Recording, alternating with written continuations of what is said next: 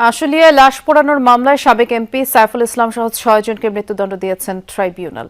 এছাড়া 7 জনকে যাবজ্জীবন এবং 2 জনকে দেয়া হয় 7 বছরের জেল। খালাস দেওয়া হয়েছে রাজসাক্ষী হওয়া আফজালুলকে। রায়ের পর আদালতে কান্নায় ভেঙে পড়ে আসামিরা।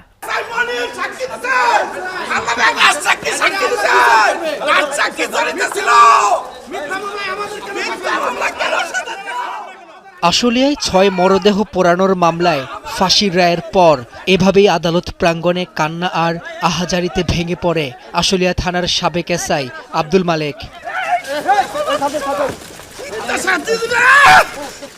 2024 সালের 5 আগস্ট সজল, সুজয়, আবুল হোসেন সহ 6 জনকে গুলি ছুড়ে হত্যার পর ভ্যানে তুলে আশুলিয়া থানার সামনে নেওয়া হয়।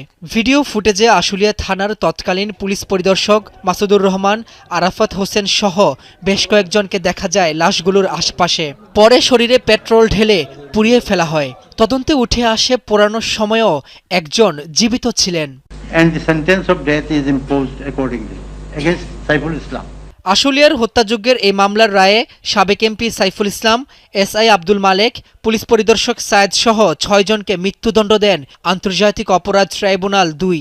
আশুলিয়া থানার পুলিশ পরিদর্শক মাসুদুর রহমান, আরাফাত হোসেন, আবদুল্লাহিল কাফি সহ আশুলিয়া থানার 7 পুলিশ কর্মকর্তাকে দেয়া হয় যাবজ্জীবন এবং 2 জনকে 7 বছরের সাজা শোনানো হয়। মামলার রাজসাক্ষী হয় সাবেক এসআই আফজালুল হক পান খালাস।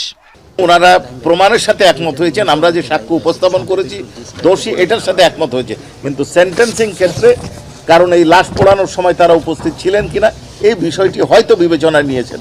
রায়ের পর প্রসিকিউশন বলেন, হিটলারের নাৎসি বাহিনীর চালানো হত্যাযজ্ঞের মতোই নৃশংস ছিল আশুলিয়ায় লাশ পোড়ানোর ঘটনা। তাদের বক্তব্য এই রায়ের মাধ্যমে দৃষ্টান্ত স্থাপিত হয়েছে। শাস্তি দেওয়ার ক্ষেত্রে মিটিগেট করা অর্থাৎ শাস্তি কম দেওয়ার সুযোগ এই আইনে আছে। তবে এই আশুলিয়াতে যে নৃশংস ঘটনা ঘটেছে এবং যাদেরকে মৃত্যুদণ্ড দেওয়া হয়েছে তারা এই মিটিগেটিং ফ্যাক্টর পাওয়ার যোগ্য নয়। আমি গরিব, আমি টাকা দিতে পারি নাই ভাই, তদন্তকারী কর্মকর্তা জানে আলো বলে।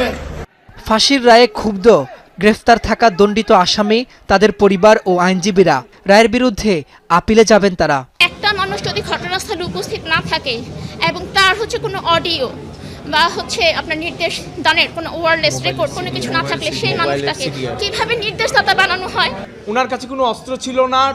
PW23 যিনি রাজসাক্ষী ছিলেন এবং আইও বলে দিয়েছেন, এবং ওনার কমান্ডিং অফিসার ভিডিওতে ওনার পাশে যে ছিল ওনাদেরকেও কিন্তু এখানে আসামি করা হয় নাই। আমি একজন মেয়র ইন্সপেক্টর, আমাকে এখানে আসামি করে আমাকে লাইফ ইমপ্রিজনমেন্ট দেওয়া হলো। সে একজন কনস্টেবল, কনস্টেবলের যে ফাঁসি হয়, যে কিছু করেই নাই, সে শুধু এখানে দাঁড়াই